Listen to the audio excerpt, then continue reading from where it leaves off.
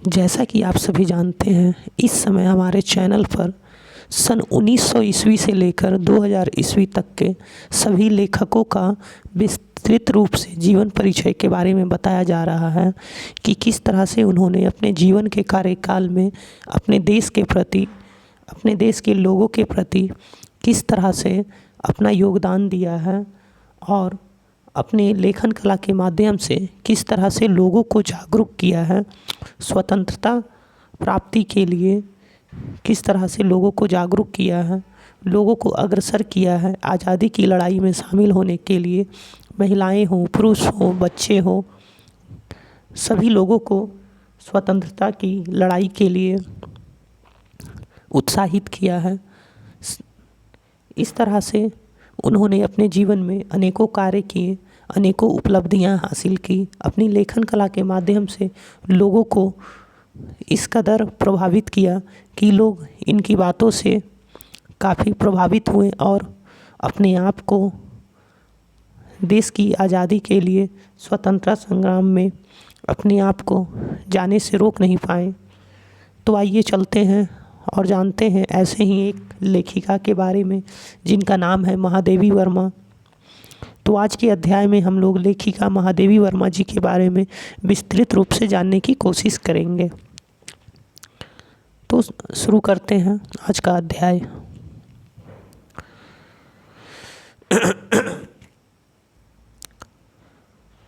महादेवी वर्मा भारतीय लेखिका और कवित्री। महादेवी वर्मा 26 मार्च 1907, 11 सितंबर 1987 हिंदी भाषा की कवित्री थी। वे हिंदी साहित्य में छायावादी युग के 4 प्रमुख स्तंभों में से एक मानी जाती है।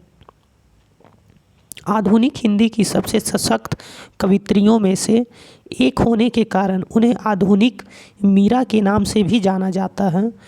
कवि निराला ने उन्हें हिंदी के विशाल मंदिर की सरस्वती भी कहा है। महादेवी ने स्वतंत्रता के पहले का भारत भी देखा और उसके बाद का भी देखा। वे उन कवियों में से एक हैं जिन्होंने व्यापक समाज में काम करते हुए भारत के भीतर विद्यमान हाहाकार, रुदन को देखा, परखा और करुण होकर अंधकार को दूर करने वाली दृष्टि देने की कोशिश की। न केवल उनका काव्य बल्कि उनके समाज सुधार के कार्य और महिलाओं के प्रति चेतना भावना भी इस दृष्टि से प्रभावित रहे। उन्होंने मन की पीड़ा को इतने स्नेह और श्रृंगार से सजाया कि दीप शिखा में वह जन जन की पीड़ा के रूप में स्थापित हुई और उसने केवल पाठकों को ही नहीं, समीक्षकों को भी गहराई तक प्रभावित किया। महादेवी वर्मा जी, जिनकी तस्वीर है ये,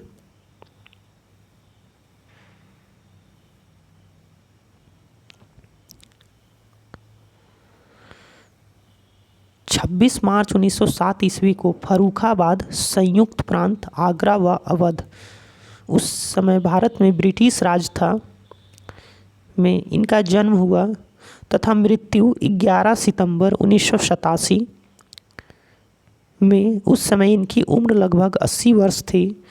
प्रयागराज, उत्तर प्रदेश, भारत में इनकी मृत्यु हुई थी।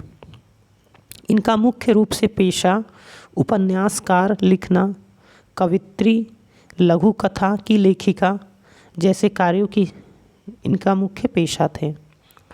इनकी राष्ट्रीयता भारतीय थी। इनकी उच्च शिक्षा संस्कृत प्रयागराज विश्वविद्यालय से पूर्ण हुई।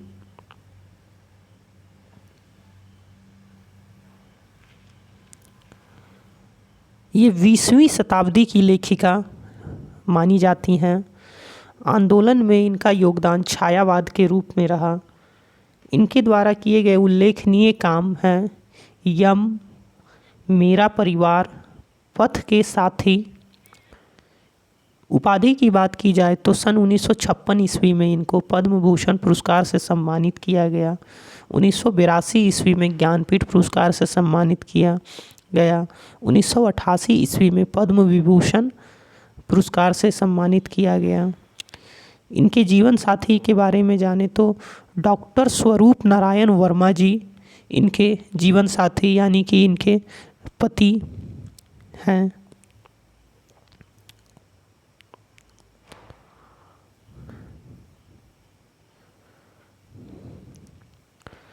उन्होंने खड़ी बोली हिंदी की कविता में उस कोमल शताब्दी का विकास किया जो अभी तक केवल ब्रजभाषा में ही संभव मानी जाती थी। इसके लिए उन्होंने अपने समय के अनुकूल संस्कृत और बांग्ला के कोमल शब्दों को चुनकर हिंदी का जामा पहनाया। संगीत की जानकार होने के कारण उनके गीतों का नाद सौंदर्य और पैनी उक्तियों की व्यंजना शैली अन्यत्र दुर्लभ है। उन्होंने अध्यापन से अपने कार्य जीवन की शुरुआत की और अंतिम समय तक वे प्रयाग महिला विद्यापीठ की प्रधानाचार्य बनी रहीं। उनका बाल विवाह हुआ परंतु उन्होंने अविवाहित की भांति जीवन यापन किया। प्रतिभावान कवित्री और गद्य लेखिका महादेवी वर्मा साहित्य और संगीत में निपुण होने के साथ साथ कुशल चित्रकार और सृजनात्मक अनुवादक भी थीं। उन्हें हिंदी साहित्य के सभी महत्वपूर्ण पुरस्कार प्राप्त करने का गौरव प्राप्त है। भारत के साहित्य आकाश में महादेवी वर्मा का नाम ध्रुव तारे की भांति प्रकाशमान है। गत शताब्दी की सर्वाधिक लोकप्रिय महिला साहित्यकार के रूप में वे जीवन भर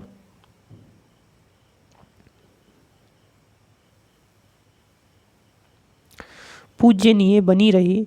वे पशु पक्षी प्रेमी थी। गाय उनको अति प्रिय थी। वर्ष 2007 उनका जन्म शताब्दी के रूप में मनाया गया। 27 अप्रैल 1982 को भारतीय साहित्य में अतुलनीय योगदान के लिए ज्ञानपीठ पुरस्कार से इन्हें सम्मानित किया गया था। गूगल ने इस दिवस की याद में वर्ष 2018 में गूगल डूडल के माध्यम से मनाया। इनकी जीवनी के बारे में देखा जाए तो जन्म और परिवार के बारे में देखते हैं। महादेवी का जन्म 26 मार्च 1907 को प्रातः 8 बजे फर्रुखाबाद उत्तर प्रदेश भारत में हुआ था। उनके परिवार में लगभग 200 वर्षों से या 7 पीढ़ियों के बाद पहली बार पुत्री का जन्म हुआ था। अतः बाबा बाबू बांके बिहारी जी हर्ष से झूम उठे और इन्हें घर की देवी महादेवी मानते हुए पुत्री का नाम महादेवी रखा। उनके पिता श्री गोविंद प्रसाद वर्मा भागलपुर के एक कॉलेज में प्राध्यापक थे। उनकी माता का नाम हेमरानी देवी था। हेमरानी देवी बड़ी धर्मपरायण, कर्मनिष्ठ, भावुक एवं शाकाहारी महिला थी। विवाह के समय अपने साथ सिंहासनसीन भगवान की मूर्ति भी लाई थी। वे प्रतिदिन कई घंटे पूजा पाठ तथा रामायण, गीता एवं विनय पत्रिका का पारायण करती थी और संगीत में भी उनकी अत्यधिक रुचि थी। इसके बिल्कुल विपरीत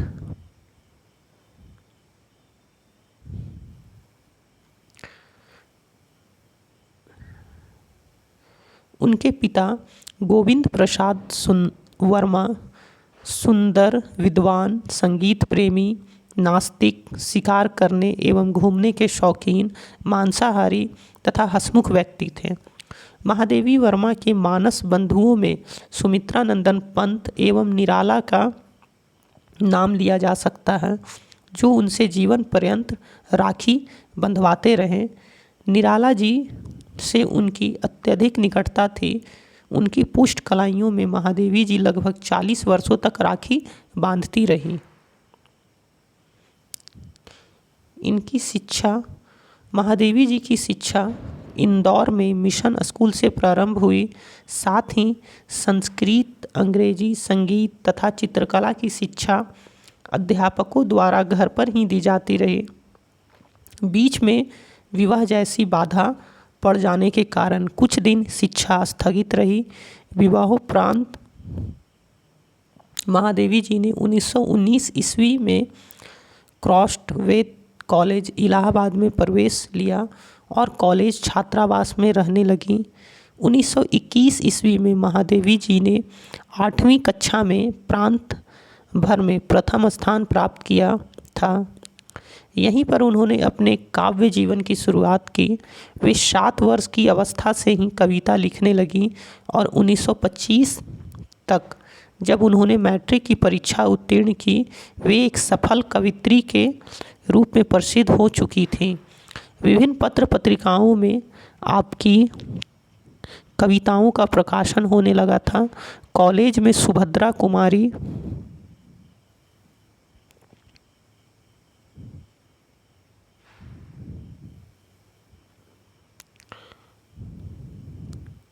चौहान के साथ उनकी घनिष्ठ मित्रता हो गई। सुभद्रा कुमारी चौहान महादेवी जी का हाथ पकड़कर सखियों के बीच में ले जाती और कहती, सुनो, ये कविता भी लिखती है। 1932 में जब उन्होंने इलाहाबाद विश्वविद्यालय से संस्कृत में एमए पास किया, तब तक उनके 2 कविता संग्रह निहार तथा रशीम प्रकाशित हो चुके थे। इनका वैवाहिक जीवन इस प्रकार है। सन 1916 में उनके बाबा श्री बांके बिहारी ने इनका विवाह बरेली के पास नवाबगंज कस्बे के निवासी श्री स्वरूप नारायण वर्मा से कर दिया, जो उस समय 10वीं कक्षा के विद्यार्थी थे।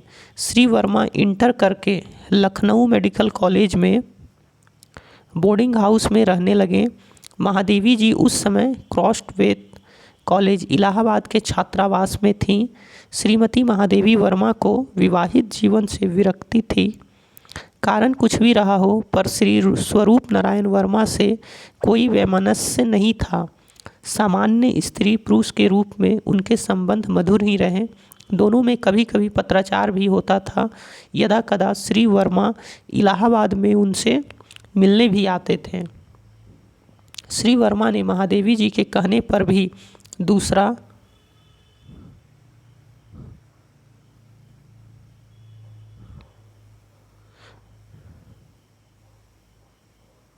विवाह नहीं किया।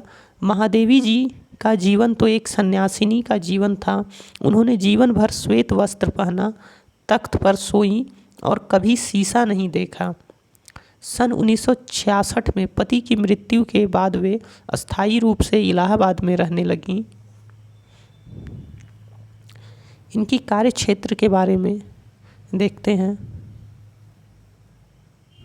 ये उनकी सामूहिक तस्वीर है जो उन्होंने महादेवी, हजारी प्रसाद द्विवेदी आदि के साथ लिया गया है। महादेवी का कार्यक्षेत्र लेखन, संपादन और अध्यापन रहा। उन्होंने इलाहाबाद में प्रयाग महिला विद्यापीठ के विकास में महत्वपूर्ण योगदान दिया। यह कार्य अपने समय में महिला शिक्षा के क्षेत्र में क्रांतिकारी कदम था। इसकी वे प्रधानाचार्य एवं कुलपति भी रहीं। 1923 ईस्वी में उन्होंने महिलाओं की प्रमुख पत्रिका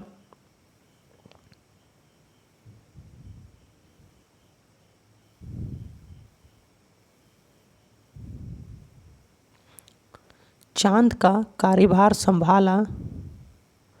1930 ईस्वी में निहार, 1932 ईस्वी में रशीम, 1934 ईस्वी में नीरजा तथा 1936 ईस्वी में सांध्य गीत नामक उनके 4 कविता संग्रह प्रकाशित हुए।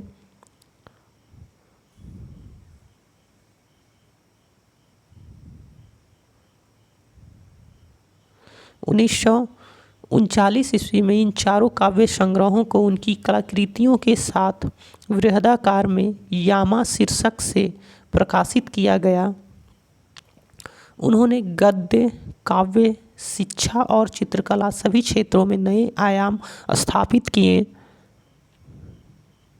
इसके अतिरिक्त उनकी 18 काव्य और गद्य कृतियाँ हैं, जिनमें मेरा परिवार, स्मृति की रेखाएं, पथ के साथ साथी, श्रृंखला की कड़ियाँ और अतीत के चलचित्र प्रमुख हैं।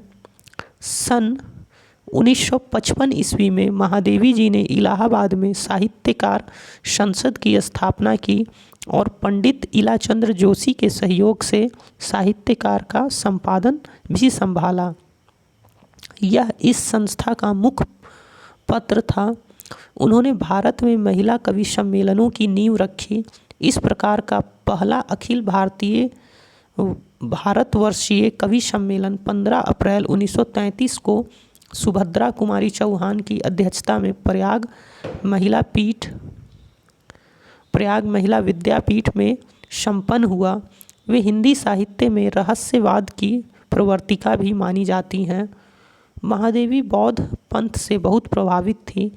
महात्मा गांधी के प्रभाव से उन्होंने जन सेवा का व्रत लेकर झूसी में कार्य किया और भारतीय स्वतंत्रता संग्राम में भी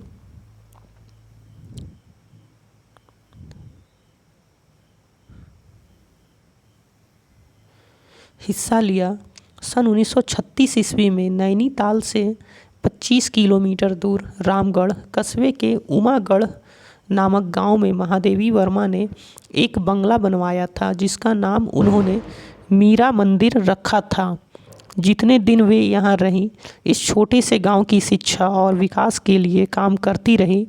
विशेष रूप से महिलाओं की शिक्षा और उनकी आर्थिक आत्मनिर्भरता के लिए उन्होंने बहुत काम किया। आजकल इस बंगले को महादेवी साहित्य संग्रहालय के नाम से जाना जाता है। श्रृंखला की कड़ियों में स्त्रियों की मुक्ति और विकास के लिए उन्होंने जिस साहस व दृढ़ता से आवाज़ उठाई है और जिस प्रकार सामाजिक रूढ़ियों की निंदा की है, उससे उन्हें महिला मुक्तिवादी भी कहा गया।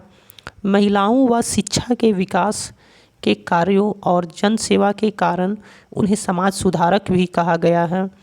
उनके संपूर्ण गद्य साहित्य में पीड़ा या वेदना के कहीं दर्शन नहीं होते, बल्कि अदम्य रचनात्मक रोष, समाज में बदलाव की अदम्य आकांक्षा और विकास के प्रति सहज लगाव परिलक्षित होता है। उन्होंने अपने जीवन का अधिकांश समय उत्तर प्रदेश के इलाहाबाद नगर में बिताया। 11 सितंबर 1987 ईस्वी को इलाहाबाद में रात 9:30 पर उनका देहांत हो गया।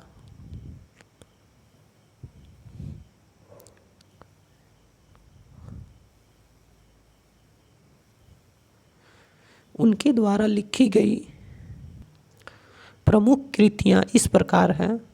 मुख्य लेख में महादेवी वर्मा की रचनाएं। महादेवी जी कवित्री होने के साथ साथ विशिष्ट गद्यकार भी थीं। उनकी कृतियाँ इस प्रकार हैं।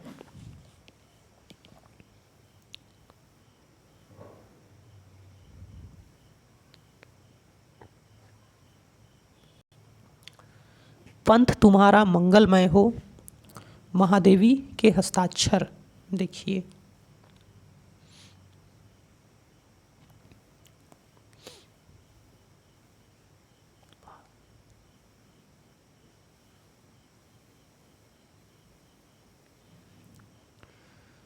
अतीत के चलचित्र पथ के साथी महादेवी वर्मा।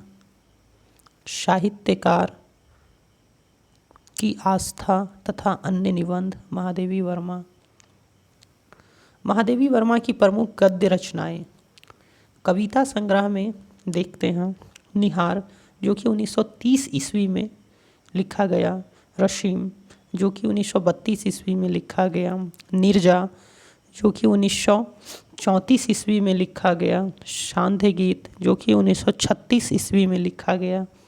दीप शिखा, जो कि 1942 ईस्वी में लिखा गया। सप्तपर्णा अनुदित, जो कि 1951 ईस्वी में लिखा गया।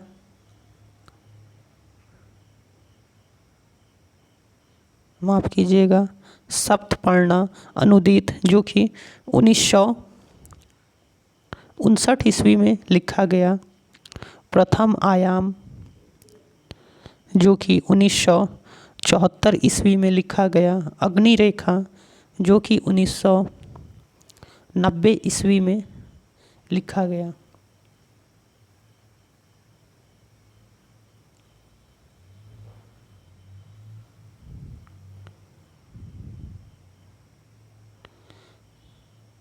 श्रीमती महादेवी वर्मा के अन्य अनेक काव्य संकलन भी प्रकाशित हैं, जिनमें उपयुक्त रचनाओं में से चुने हुए गीत संकलित किए गए हैं, जैसे आत्मिका, परिक्रमा, संधिनी जो कि 1965 ईस्वी में लिखा गया है, यामा जो कि 1936 ईस्वी में लिखा गया है, गीत पर्व, दीप गीत, स्मारिका, नीलंबरा और आधुनिक कवि महादेवी आदि।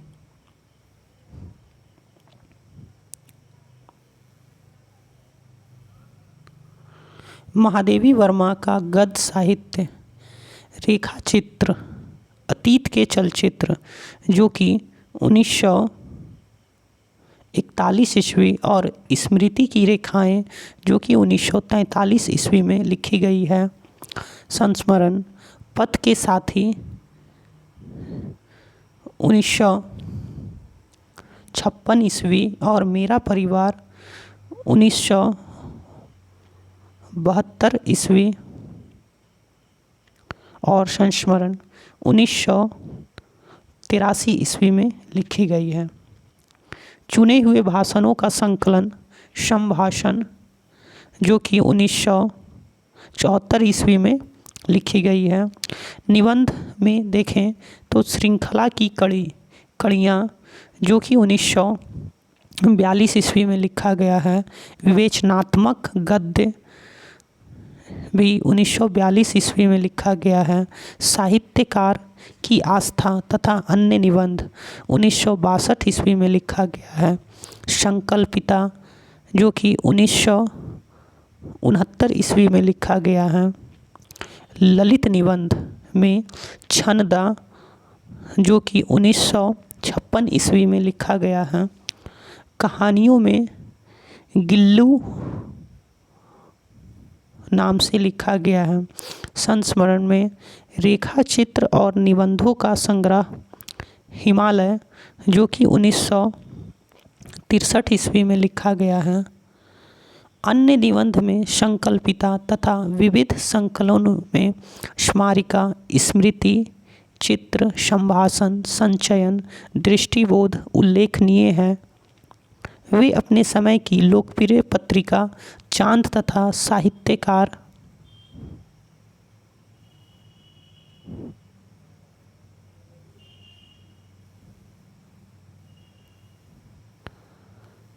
मासिक की भी संपादक रहे।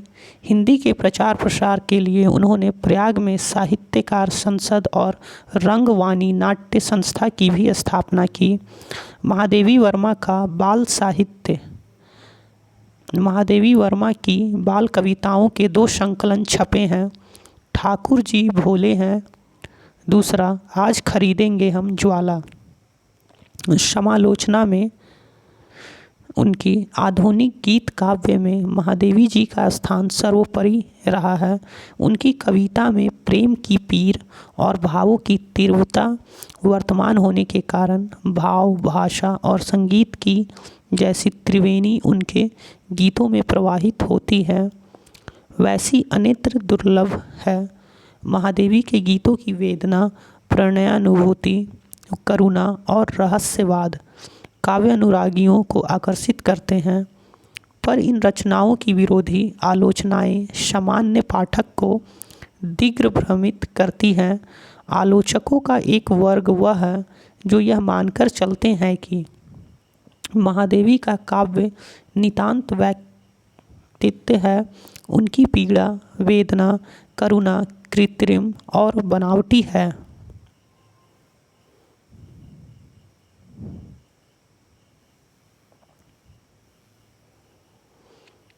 आचार्य रामचंद्र शुक्ल जैसे मूर्धन्य आलोचकों ने उनकी वेदना और अनुभूतियों की सच्चाई पर प्रश्न चिन्ह लगाया है।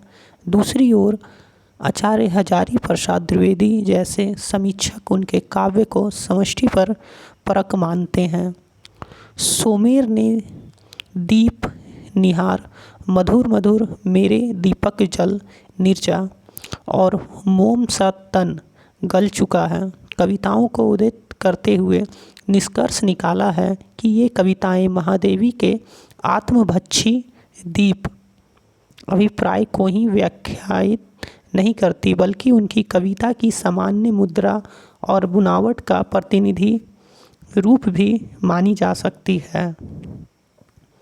सत्य प्रकाश मिश्र छायावाद से संबंधित उनके शास्त्र मीमांसा के विषय में कहते हैं कि महादेवी ने वैदुष्य युक्त तार्किकता और उदाहरणों के द्वारा छायावाद और रहस्यवाद के वास्तुशिल्प की पूर्ववर्ती काव्य से भिन्नता तथा विशिष्टता ही नहीं बताई, यह भी बताया कि वह किन अर्थों में मानवीय संवेदन के बदलाव और अभिव्यक्ति के नएपन का काव्य है। उन्होंने किसी पर भाव साम्य, भावोपहरण आदि का आरोप नहीं लगाया, केवल छायावाद के स्वभाव, चरित्र, स्वरूप और विशिष्टता का वर्णन किया। प्रभाकर क्षत्रियों जैसे मनीषी का मानना है कि जो लोग उन्हें पीड़ा और निराशा की कवित्री मानते हैं, वे यह नहीं जानते कि उस पीड़ा में कितनी आग है जो जीवन के सत्य को उजागर करती है। यह सच है कि महादेवी का काव्य संसार छायावाद की परिधि में आता है, पर उनके काव्य को उनके युग से एकदम असंपृक्त करके देखना उनके साथ अन्याय करना होगा। महादेवी एक सजग रचनाकार है। बंगाल के अकाल के समय सन 1943 ईस्वी में इन्होंने एक काव्य संकलन प्रकाशित किया था और बंगाल से संबंधित बंगभू शतवंदना नामक कविता भी लिखी थी। इसी प्रकार चीन के आक्रमण के प्रतिवाद में हिमालय नामक काव्य संग्रह का संपादन किया था। यह संकलन उनके युग बोध का प्रमाण है। गद्य साहित्य के क्षेत्र में भी उन्होंने कम काम नहीं किया। उनका आलोचना साहित्य उनके काव्य की भांति ही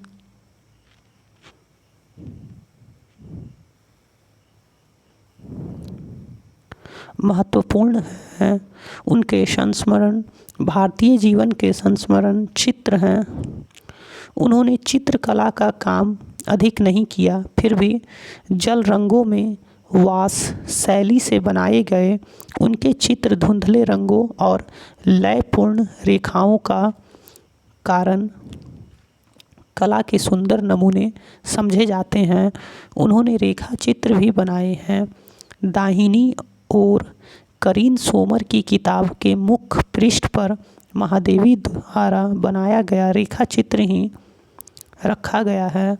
उनके अपने कविता संग्रहों यामा और दीपशिखा में उनके रंगीन चित्रों और रेखांकनों को देखा जा सकता है। पुरस्कार व सम्मान जिनसे उन्हें सम्मानित किया गया।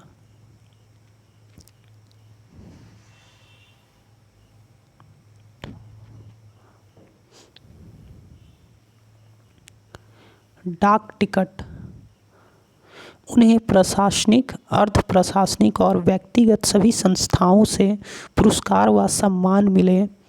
1943 ईस्वी में उन्हें मंगला प्रसाद पारितोषिक एवं भारत भारती पुरस्कार से सम्मानित किया गया। स्वाधीनता प्राप्ति के बाद 1952 ईस्वी में वे उत्तर प्रदेश विधान परिषद की सदस्य मनोनीत की गईं।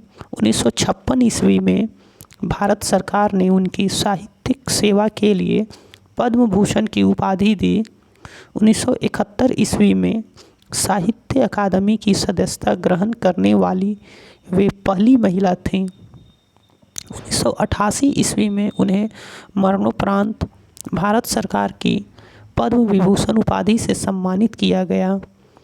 सन 1969 ईस्वी में विक्रम विश्वविद्यालय, 1977 ईस्वी में कुमाऊं विश्वविद्यालय नैनीताल, 1980 ईस्वी में दिल्ली विश्वविद्यालय तथा 1984 ईस्वी में बनारस हिंदू विश्वविद्यालय वाराणसी ने उन्हें डी.लिट की उपाधि से सम्मानित किया।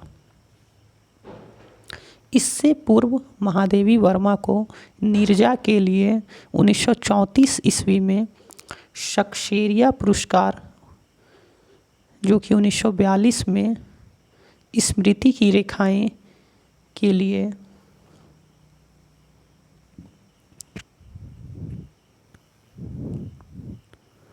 द्विवेदी पदक प्राप्त हुए। यामा नामक काव्य संकलन के लिए उन्हें भारत का सर्वोच्च साहित्य सम्मान ज्ञानपीठ पुरस्कार प्राप्त हुआ। वे भारत की 50 सबसे यशस्वी महिलाओं में भी शामिल हैं। सन 1968 ईस्वी में सुप्रसिद्ध भारतीय फिल्मकार मृणाल सेन ने उनके संस्मरण वह चीनी भाई पर एक बांग्ला फिल्म का निर्माण किया था, जिसका नाम था नील आकाशेर नीचे। 16 सितंबर 1991 ईस्वी में भारत सरकार ने डाक तार विभाग ने जयशंकर प्रसाद के साथ उनके सम्मान में 2 रुपये का एक युगल टिकट भी जारी किया है।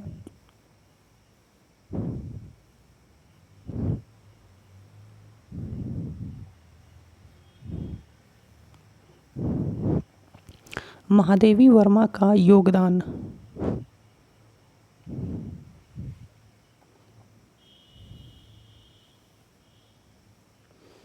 महादेवी से जुड़े विशिष्ट स्थल। इन सभी जगहों में महादेवी जी ने अपना कार्य किया।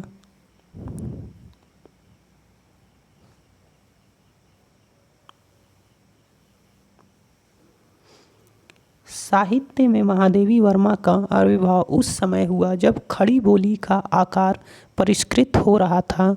उन्होंने हिंदी कविता को ब्रिज भाषा की कोमलता दी, छंदों के नए दौर को गीतों का भंडार दिया और भारतीय दर्शन को वेदना की हार्दिक स्वीकृति दी। इस प्रकार उन्होंने भाषा, साहित्य और दर्शन तीनों क्षेत्रों में ऐसा महत्वपूर्ण काम किया जिसने आने वाली एक पूरी पीढ़ी को प्रभावित किया। शची रानी गुट्टू ने भी उनकी कविता को सुसज्जित भाषा का अनुपम उदाहरण माना है। उन्होंने अपने गीतों की रचना शैली और भाषा में अनोखी लय और सरलता भरी है। साथ ही प्रतीकों और बिंबों का ऐसा सुंदर और स्वाभाविक प्रयोग किया है जो पाठक के मन में चित्र सा खींच देता है। छायावादी काव्य की समृद्धि में उनका योगदान अत्यंत महत्वपूर्ण है। छायावादी काव्य को जहाँ प्रसाद ने प्रकृतित्व दिया, निराला ने उसमें मुक्त छंद की अवतारणा की और पंत ने उसे सुकोमल कला प्रदान की। वहाँ छायावाद के कलेवर में प्राण प्रतिष्ठा करने का गौरव महादेवी वर्मा जी को प्राप्त हुआ है। भावात्मकता एवं अनुभूति की गहनता उनके काव्य की सर्वाधिक प्रमुख विशेषता है। हृदय की सूक्ष्म भाव हिलोरों का ऐसा सजीव और मूर्त अभिव्यंजन की ही छायावादी कवियों में उन्हें महादेवी बनाता है। वे हिंदी बोलने वालों में अपने भाषणों के लिए सम्मान के साथ याद की जाती हैं। उनके भाषण जन सामान्य के प्रति संवेदना और सच्चाई के प्रति दृढ़ता से परिपूर्ण होते थे। वे दिल्ली में 1983 ईस्वी में आयोजित तीसरे विश्व हिंदी सम्मेलन के समापन समारोह की मुख्य अतिथि थी। इस अवसर पर दिए गए उनके भाषण में उनके इस गुण को देखा जा सकता है।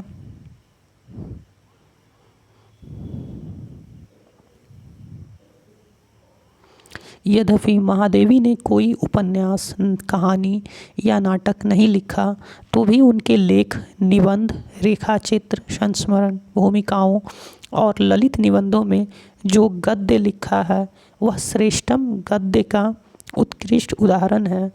उसमें जीवन का संपूर्ण वैविध्य समाया हुआ है।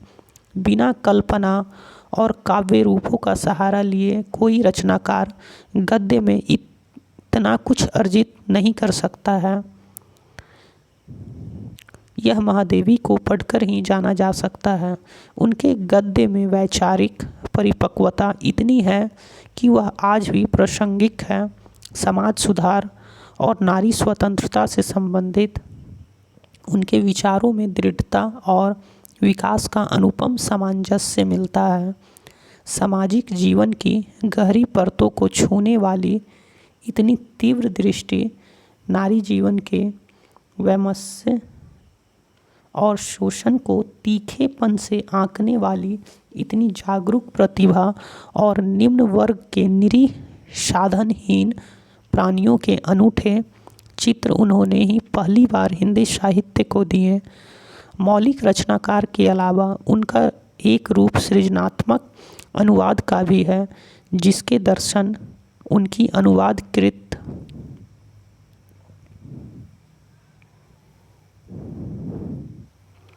सप्तपर्णा, जो कि 1960 ईस्वी में लिखा गया था, में होते हैं।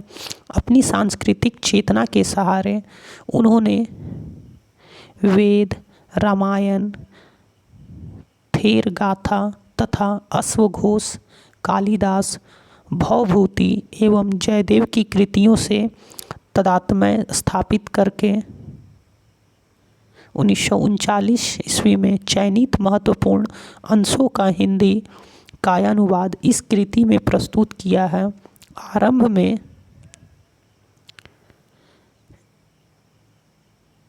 61 पृष्ठीय अपनी बात में उन्होंने भारतीय मनीषा और साहित्य की इस अमूल्य धरोहर के संबंध में गहन शोधपूर्ण विमर्श किया है, जो केवल स्त्री लेखन को ही नहीं, हिंदी के समग्र चिंतन परक और ललित लेखन को समृद्ध करता है।